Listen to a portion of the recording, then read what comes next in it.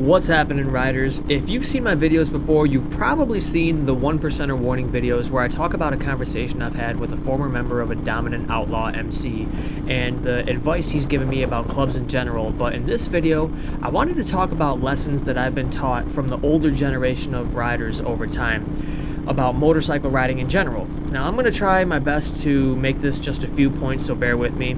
So one major point that I've learned from the older Gen X and millennial riders is to take that grand adventure on two wheels to somewhere you really feel would be an amazing place to see on your motorcycle. And this one I absolutely agree with, because in my other videos I've mentioned how riding changed my perspective on wanting to see places in the world for what it was and all that it had, and it makes it so much more memorable being on your bike and being exposed to what you want to see in grand fashion, that is riding to that place that you want to go. And another lesson that I've learned is to respect your motorcycle, and your motorcycle will respect you. It's a kind of a paraphrase, but simply put, if you take care of it, and it'll last. Learn your bike inside and out so you know when something is wrong and you can fix it yourself, so it's always ride ready, and if worse comes to worse, your safety comes first. This is why I take great pride in fixing my bike, and I tell newer riders that, learn about your bike, so in case anything goes haywire, you know what to do. Whenever something goes wrong on my bike, if it feels funny, if it makes a funny noise, I know what it is and I know what to do immediately. So another lesson I've learned is that you don't need the biggest, baddest, most expensive bikes to do the things that you want to do. You just need the bike that you feel in your heart and mind is the one for you, despite what anyone says. Plenty of times I've been told, oh, you need a Harley for this and that and these and those, but the thing is, no other bike other than my Fury has made me feel how I do when I ride, and it's been just as capable of doing the things that the more I guess bougie riders say that the bike can't do. It's been able to do it just as good. I've proven that to so many people about the capabilities of my ride in specific, and I've changed a lot of people's opinions on how they view metric bikes here in the Midwest, and hey, it's my bike, nobody can tell me otherwise.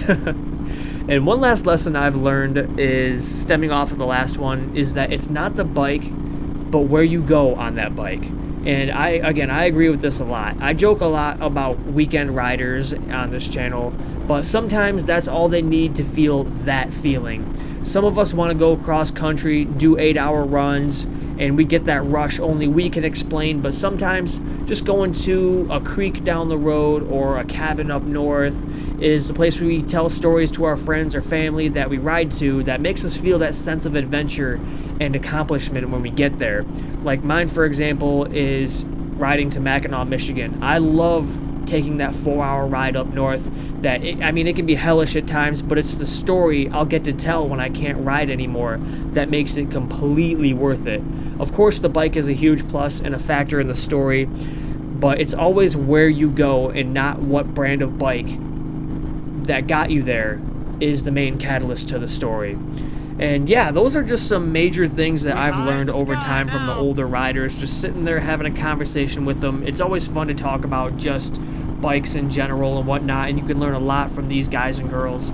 And yeah, if ever you find yourself talking to one of these guys, let me know what maybe lessons or things that they've told you over time that kind of opened your eyes to riding in general. I've always loved to learn more about riding and motorcycle culture, if not evident by this video.